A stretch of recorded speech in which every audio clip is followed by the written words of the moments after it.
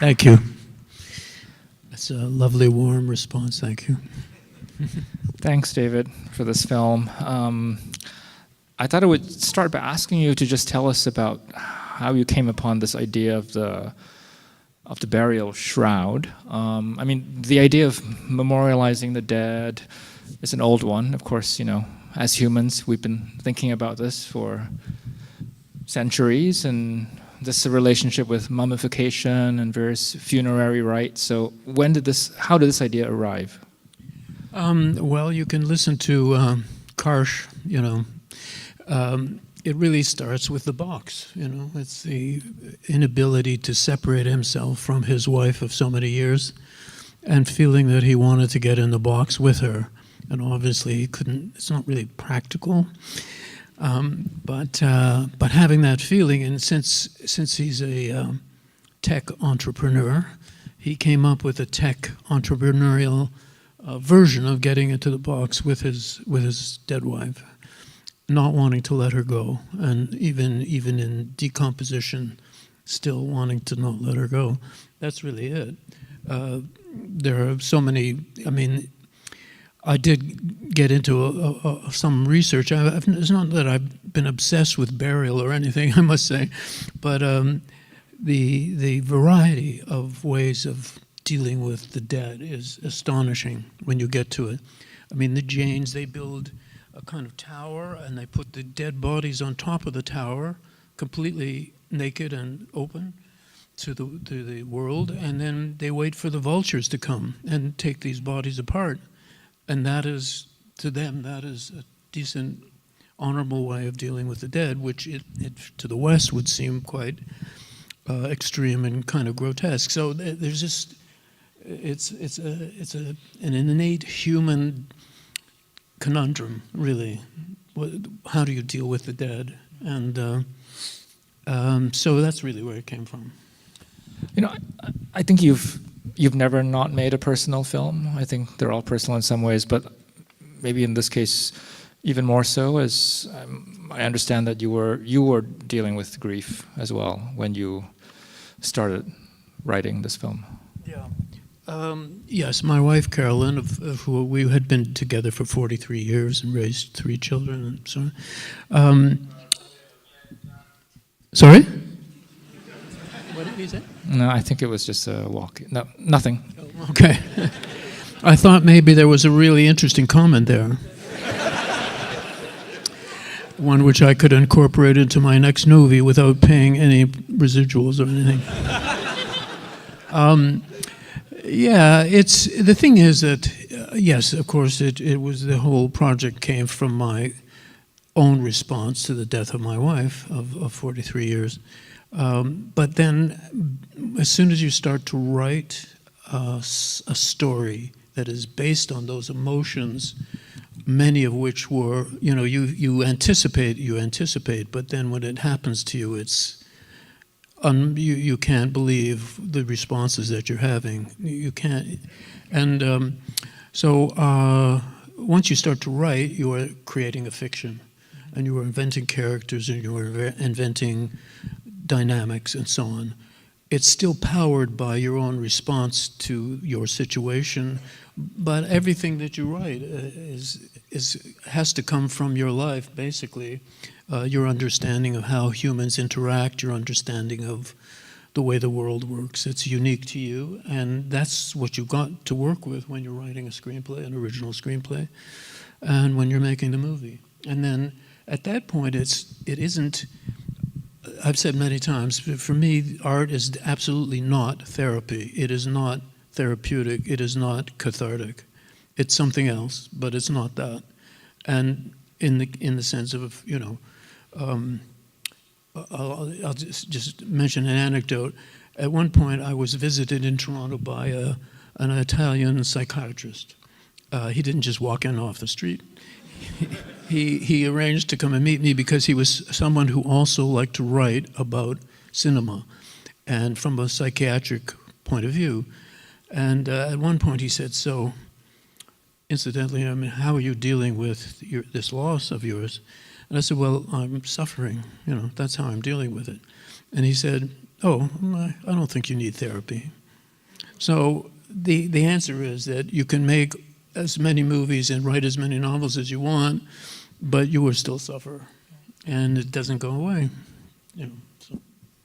So you say art is not therapy, but it's something else. And I'm wondering, could you say what that something else is? Well, to me, movies, it's children playing at a sandbox, You're putting on funny hats, and you're putting on a mustache, and you're pretending to be other people, and you can get so serious about it because of the money, because of the time pressure, because of all the exposure to media and so on. But basically, it's play. It's children playing. We're playing. It's fun. And that even, I had heard that being on Ingmar Bergman's set was actually hilarious and lots of laughs. I'm serious. That's the reports I've heard. And it makes perfect sense to me because the seriousness goes into the filmmaking. Of course, I hope I wasn't here while the movie was playing, but I hope you laughed a little bit. When we showed the movie at Cannes, they didn't get probably because of the language and cultural things and the fact that maybe they were feeling that if they laughed it was being disrespectful or something. It's the pressure of the Cannes Film Festival. But we didn't get the kind of laughs that I knew we would get, let's say in Toronto, or I assumed we would get here. Life without humor is, I don't know how you would bear it. And so it's the same for me. The movie is a reflection of life, and you better have some laughs. I just want to say one more thing. So you're writing this screenplay, and then it becomes a fiction. And then it's the craft of screenwriting that preoccupies you, not your grief or your sadness or whatever else. And then you're making the movie, and it's the same thing. You as a craftsperson takes over. The craft is what you're dealing with. You're being a movie maker.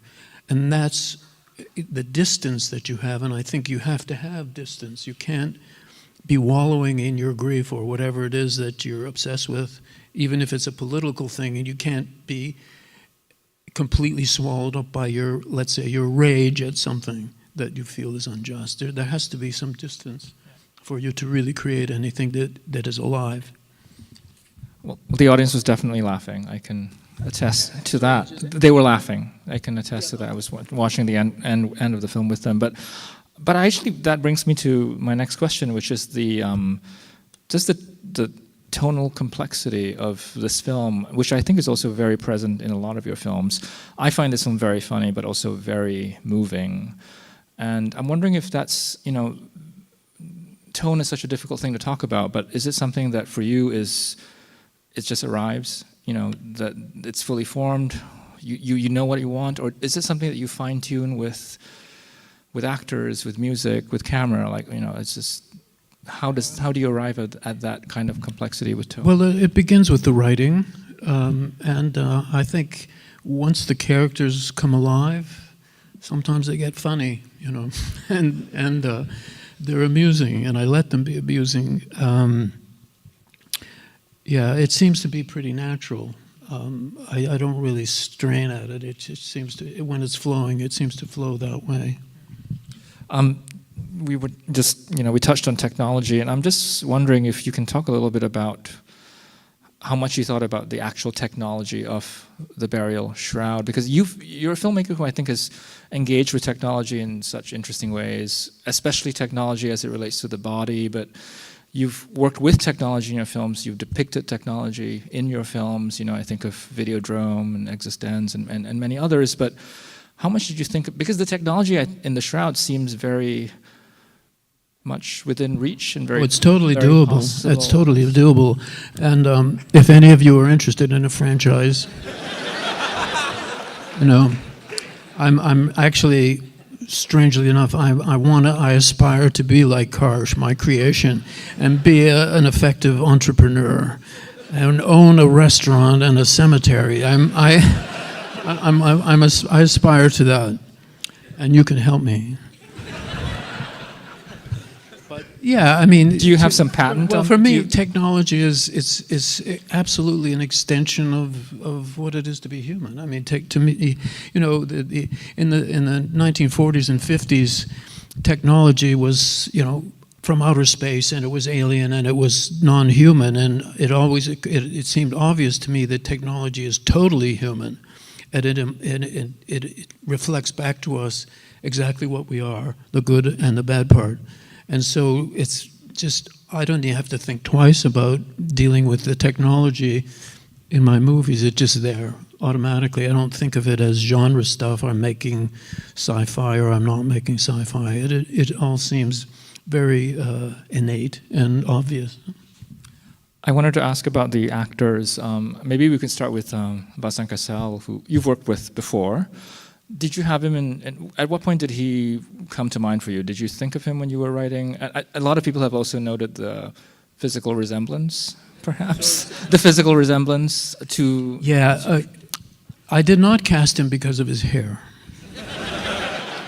I know it's hard to believe, but you know, casting is a black art, and there are many aspects to casting that you wouldn't think about or know about, perhaps, like what passport does that actor have?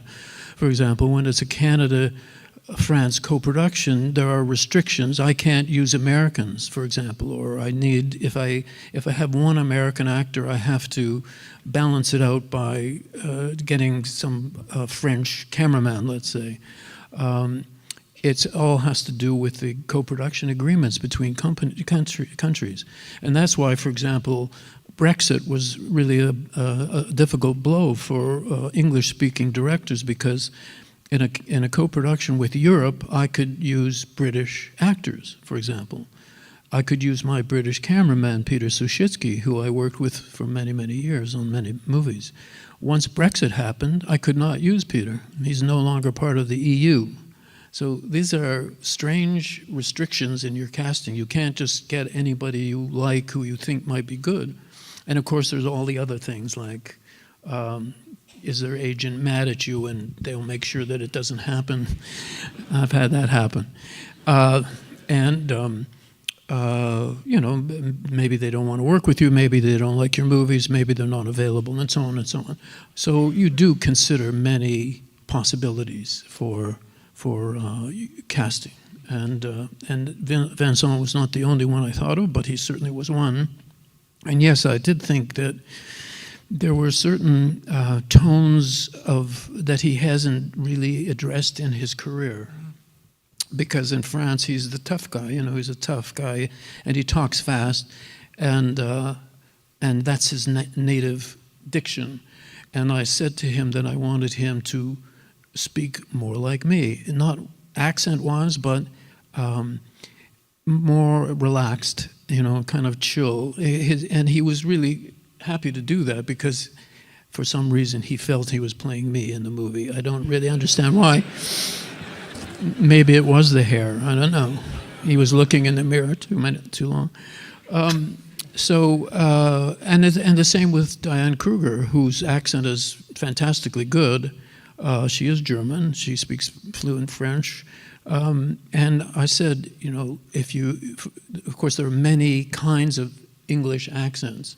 And this is a Toronto movie, and I'm from sort of Midtown Toronto, and my accent is, if you need a template for your accent, you should model yourself on me, for some reason. Mainly because I was cheap and available. So they didn't need a coach, they just had to listen to me talk, and she did that very well, and so did Guy, the same thing. But Diane was quite shocked when she was wondering when we were scheduling what was called a table read, which is where the actors sit around a table and read the script together and so on. And I don't do that. And then she wondered when we were going to rehearse, and I don't do that either. So she was a little surprised at that. You've never done that, or you? I did it I tried to do it with the fly, and we did. You know, and it got to, and it's something that's done all the time in theater, and it's understandable and so on. But I did try it, and I found that it was not only useless, it was counterproductive. It's strange. You get into strange little competitions with the actors getting together, and so I really just like the actors to, I say action and they do it. It's simple. That's directing. You can all do it. Trust me. So, because really, I don't want to tell them what they've taken from reading this script. I want them to show me what their instinct is for that. And if I think they've gone wrong, then we'll have a discussion and we'll adjust. But I just really want them to get out there and say the lines, basically. So the first time that I hear the lines spoken is actually when we do what we call blocking. It's you get on the set in the morning and you say, okay, here we are. This is the physicality of this is where the space that we're in. And see, that also, to me, with The Fly, the instant that you're on the set, the real set, in the real costumes, everything changed for the actors. Everything changed. And everything that we had rehearsed was thrown away.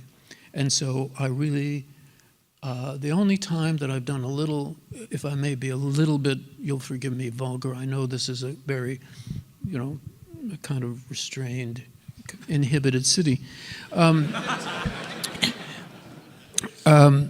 Holly Hunter said to me on Crash, she said, David, I think we really need to rehearse. I need to rehearse with these guys. And I said, Holly, I don't rehearse. I don't think, especially for Crash, I just don't think that there's any reason to do this. And she said, look, David, when we're on the set, we're all going to be fucking each other. And we don't know each other. And I think it would be good if we got to know each other first. And I said, oh, okay, let's rehearse. So that was the only time that I did something approximately rehearsal. But there are also sexual scenes in the Shrouds that they're not coming up. Strangely enough, we did not rehearse those.